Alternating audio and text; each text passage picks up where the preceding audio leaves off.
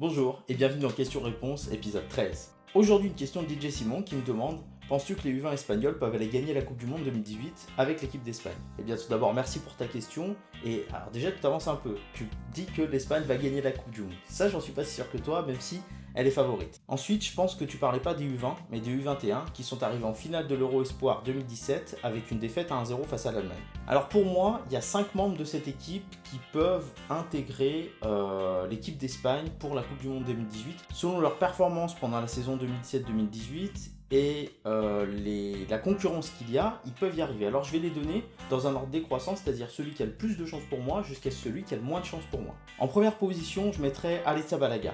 Pourquoi? Parce que c'est un jeune gardien performant qui est très prometteur et on peut considérer que De Gea va être numéro 1.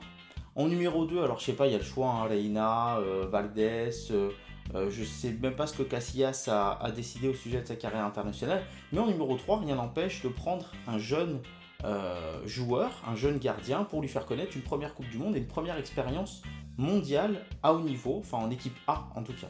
En numéro 2, pour moi, c'est Deulofeu. Il vient de revenir au Barça, je pense qu'il va être utile cette saison, même si, il y a l'arrivée de Dembélé, mais on le voit, je le trouve performant avec l'équipe d'Espagne lors des dernières sorties. Il est percutant, il peut apporter du jeu. Après, la concurrence est grande. Et entre David Silva, Isco, Vasquez, Callejon, Nolito, et j'en oublie certainement, Lopetegui va devoir faire des choix et on verra à ce moment si Deulofeu peut intégrer l'équipe d'Espagne sur le long terme et donc arriver à la Coupe du Monde 2018 avec elle. Numéro 3, Hector Bellerin. Le latéral droit d'Arsenal va être titulaire cette saison normalement. J'espère pour lui qu'il fera de bonnes performances. Maintenant, il a deux gros rivaux. Carvajal, latéral droit du Real Madrid, et Juan Fran, qui joue à l'Atlético. Alors, Carvajal a fait une très belle saison l'année dernière, mais là, je l'ai trouvé en ce début de saison un petit peu en difficulté, notamment face au Deportivo La Corogne et face à Bacali. Je l'ai trouvé un peu dépassé par moments.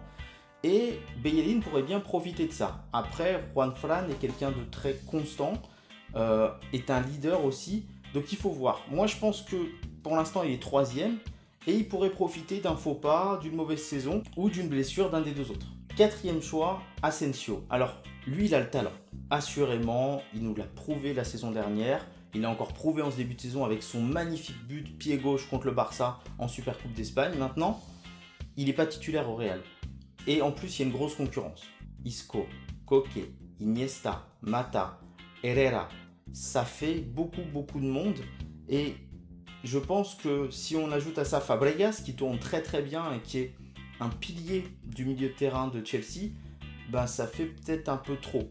Maintenant, encore une fois, selon la saison qu'il fait, la saison que font les autres, il n'est pas impossible avec le jeu des blessures, qui arrive malheureusement, que ça libère une place et que ça lui libère une place à lui, ou alors tout simplement que Lopetegui fasse le jeu de la jeunesse et se dise on va se priver d'un des autres et le mettre lui, parce que c'est l'avenir et qu'il faut préparer l'avenir avec l'équipe d'Espagne. 5e choix, Saúl Ñíguez. Alors lui, il a tendance à être titulaire avec l'Atlético, en plus il joue aux côtés de Koke, mais je le trouve un peu moins talentueux qu'Asensio en fait. Il est titulaire pour moi à l'Atlético parce qu'il y a moins de concurrence qu'au Real Madrid.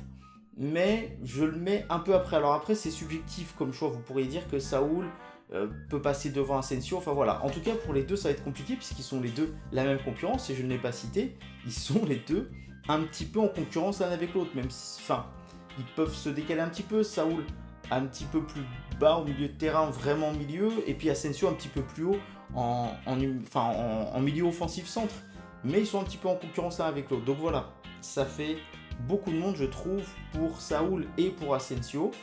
On verra à la fin de la saison et à la Coupe du Monde 2018. Voilà DJ, j'espère que j'ai répondu à ta question. Je ne sais pas ce que vous en pensez, n'hésitez pas dans les commentaires à me dire si vous voyez d'autres joueurs qui peuvent passer devant, et si oui, pourquoi et devant qui dans la hiérarchie de l'équipe d'Espagne.